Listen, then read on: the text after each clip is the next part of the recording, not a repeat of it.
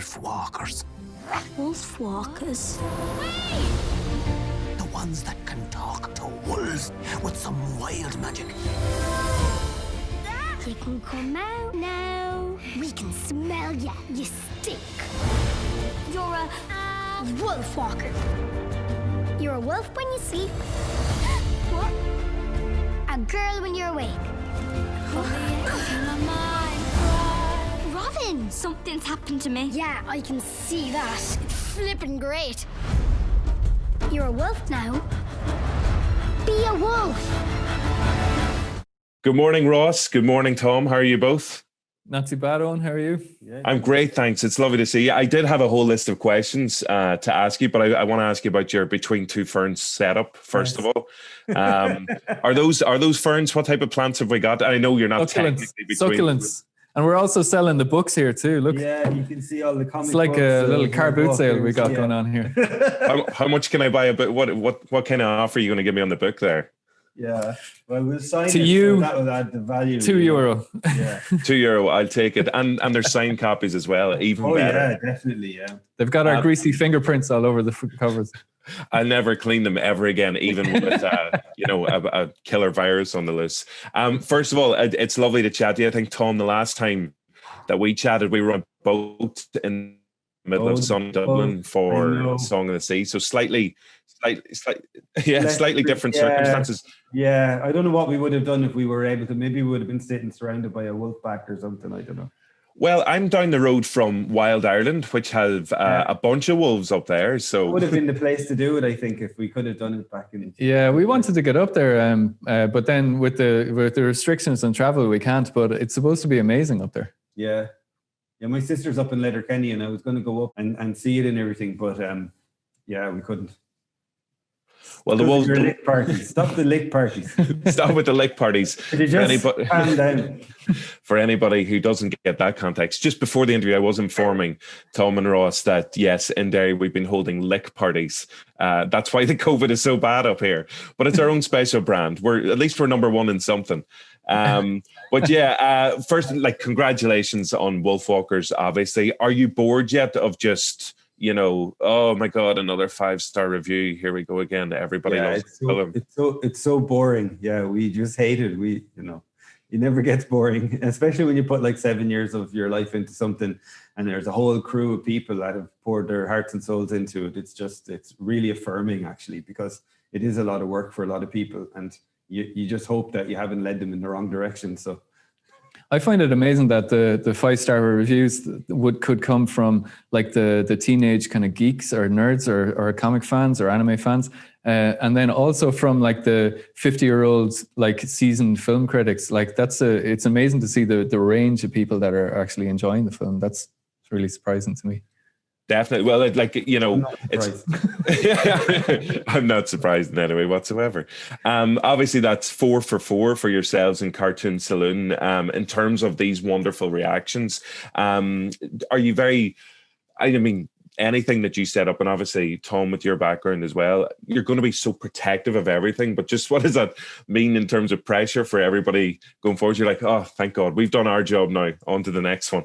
Yeah, is it a case of do you quit while you're ahead or something like that sometimes? But yeah, there's a massive pressure, but I think that brings out the best in the crew because they all want to bring their A game and they bring everything that they learned on the previous projects to each new project. And I really enjoy seeing that. And I mean, our job has gotten easier over the years because I feel that the people who've been attracted to the studio are people that are really into what we're doing and want to, kind of be part of it. So, but yeah, you're always afraid to be the one that will break the streak, all right. Yeah, well, no, that's job done for now anyway. When we were discussing Song of the Sea, you mentioned My Neighbor Totoro as one of your inspirations for it. And that's a film that has been on repeat during lockdown in my house, it and Ponyo. And I'm wondering, were there any particular inspirations from around the world as well for both of you, for Wolfwalkers? Because obviously it's so deeply rooted in Irish kind of mythology and the landscape. But were there any other kind of international elements or other features that you were pulling in?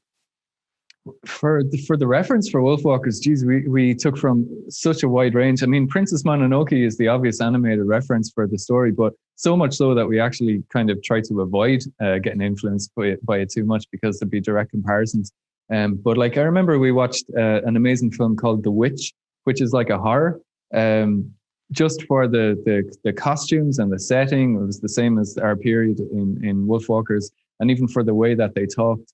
And we ended up putting loads of that like old vernacular into the script until we realized it was a really bad idea and we had to get them to talk in understandable English. But yeah, we were influenced by 101 Dalmatians and like all of the great Disney classics. And then some great Japanese animations like Princess Kaguya. Yeah, they played a Princess Kaguya and Asher, you know, and the other thing is you go on a kind of shopping trip through art history as well. We were looking at the woodblock prints from the 1650s. And yeah, it was kind of like a chance for us to pile in all the stuff that we were really passionate about and we didn't get a chance to quite fully articulate in the previous projects into the visual style of this one. So it's kind of a triple-decker sandwich of all the stuff we love in the end, you know. A pretty tasty one as well. In terms of co-direction, and this obviously has a very particular style, and I don't have any kind of drawing or animation background, and I think, again, as I said to you before, I am atrocious at drawing in anything in any way, but there seems to be, the geometrics of the style of the transformations of the kind of the circles and the all of that whenever those transformations are happening. I'm wondering, how do you both agree on like this is the style we're going to pursue for this particular project? As you said, it's a 7-year project, so it's like we hope we get our style right from the very beginning. I think we're lucky enough that we've been collaborating for so long that we kind of knew it's a bit like visual language is a bit like music. You shouldn't notice it too much unless you're really a specialist in it, but it should give a feeling.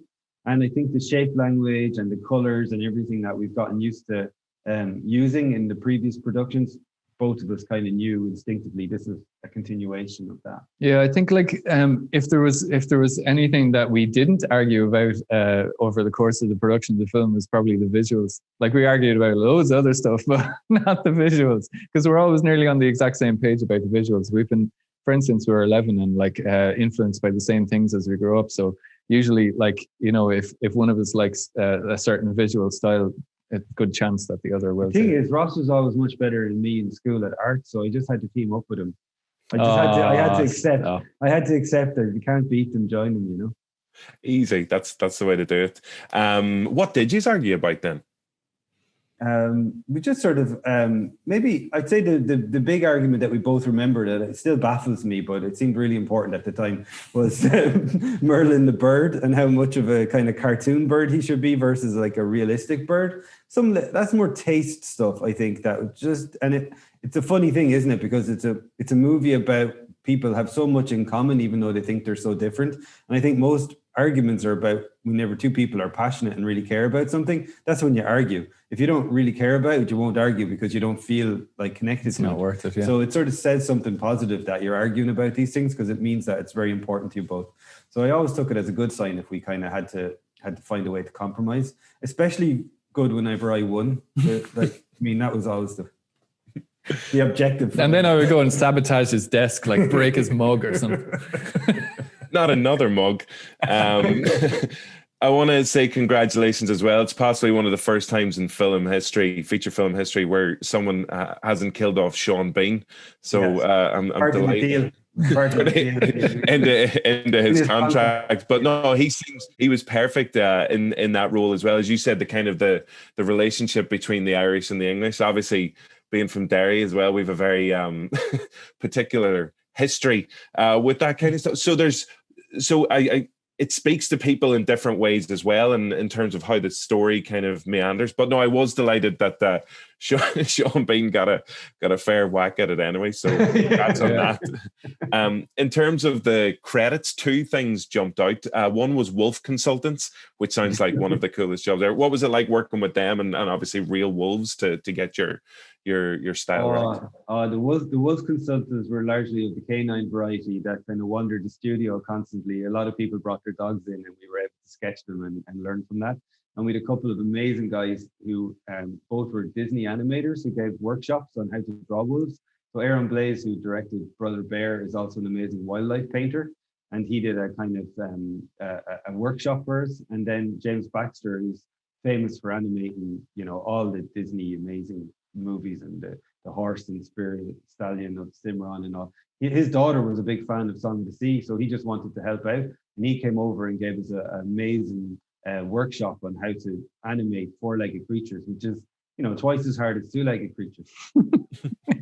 Four times as hard as one-legged creatures. Yeah. Snakes are the best. Yeah. So yeah, Spirit and Brother Bear, two other ones that we've been watching a lot of as well. Yeah. Yeah. And the other credit that kind of jumped out was the people of Kilkenny. Obviously, just that special connection between yourselves. But is that just everybody in Kilkenny? There's nobody you don't like in Kilkenny then? Yeah, we love everyone in Kilkenny. We should have had in brackets the people of Kilkenny except for Seamus. Not you, Seamus. You know what you did. I know, but Kilkenny's always been really supportive of Cartoon Saloon, and this was the first time that we were actually able to get like a load of Kilkenny actors, like amateur and professional, to do the voices of the people in Kilkenny, and like to add that extra flavor. Like we really wanted to get some proper Kilkenny accents in there, even if they were unintelligible to a lot of people, but like at least we'd be able to understand. What's really nice now, and it is a pity with the whole pandemic, how kind of little we can really do, but we have a whole Wolfwalkers month here in Kilkenny, and local restaurants are doing Wolfwalkers specials. We're projecting images from the movie onto the wall of the castle every night all month, and even the signs as you arrive into the city from like the suburbs or whatever, there's a big wolf picture up there. So it's cool that they've kind of embraced us this time. It's nice. Thanks, Kilkenny. The gallery here, the Butler Gallery, has a huge exhibition of like original artwork for the month of November as well. And also we've let a pack of wolves roam the streets at night as well, which is really exciting for everyone. Of course. I think that's called an immersive experience. Yeah. Yes. They get to be hunted just like our main stars. What a rush. I don't want to keep you too much longer. I know you got a busy day ahead. What do you spend the next 7 years of your life on then, in terms of your project? And Tom, you said the last time we were talking, Michael Keaton is a particular hero of yours. Any chance of getting him involved? I'll have to nab him the next time he's over. Yeah, I think that was after I just met him and was delighted to be able to look him in the eye. We were the same height. That was my story from that Oscars. I know. I mean, you're in Derry, and our partners, Dog Ears in Derry, and us are making a feature film of Puffin Rock, which is it's going to be really beautiful because it's based on the TV series, but it's kind of an evolution. And the wee girl Eva Whittaker, who is the voice of Maeve in Wolfwalkers, is the voice of a new Puffin that arrives in Puffin Rock because of climate change. And the puffins are dealing with some puffins that aren't able to live where they're from anymore. So it's like a preschool dealing with climate change there, and working with our friends in Derry again. And then the other big project that's kind of announced that we can talk about is that Nora Toomey, who's one of the partners in the studio, is directing My Father's Dragon for Netflix. And that's like probably the biggest feature we've ever done. Yeah, no, I was going to ask you about Puffin Rock because obviously there's such a strong Derry connection there, and I'm biased, but that sounds excellent. It's a nice connection with Wolfwalkers as well. And yeah, My Father's Dragon. That like obviously you guys are going to Apple TV. There's Netflix as well, and then obviously the cinema. We're still hoping. I'm absolutely dying to get back into the cinema. My hope is Yeah, you basically your hope for obviously animation, you guys can work from studios from home, you can record voices, so there's a blessing in some way there, but like in terms of the future for those kind of distribution deals, and just where do you see that kind of panning out? We still really believe in the cinema experience, and one thing that's really nice is that we were able to show it to like 1,000 people in Kilkenny, but 50 at a time a couple of weekends ago. So even if it's as limited as that, if you stop having the lick parties, we'll be able to show it to 50 people at a time maybe before. Never. Yeah, I was just thinking like the cinemas, there's so much space. Like we had some of the big cinema here in Kilkenny, and there was so much space in between people, and it was so ventilated and such a big room. It's safer than like buses, trains, like schools, pubs, restaurants. It's actually like a really I find it a safe environment anyway. Don't know what the doctors would say, but but that's your official medical diagnosis, then. Yeah. Go to the cinema, it's safe. He says, don't be afraid, don't let it intimidate you, don't let it dominate your life. Yeah, go to a lick party. Listen, Tomm and Ross, it's been a pleasure. Hopefully we'll get a chance to chat to you on a big boat or something, or an island for Puffin Rock or something. And Ross, I know you're supposedly a big fan of oaks, so Derry has the finest oak trees in Ireland, so you're more than welcome. That's where the name came from, Derry. That's where the name came from. Fantastic. Lads, congrats again. Absolutely loved the film. Sorry to give you another 5-star review, but yeah, well see you for the next one then, all right? Thank you very much. Okay, stay safe, lads. See you later. Bye-bye. The woods are getting smaller every day. These wolves, they're just beasts. Tonight we put an end to this. I promise your mother I'd keep you safe. I have to help her.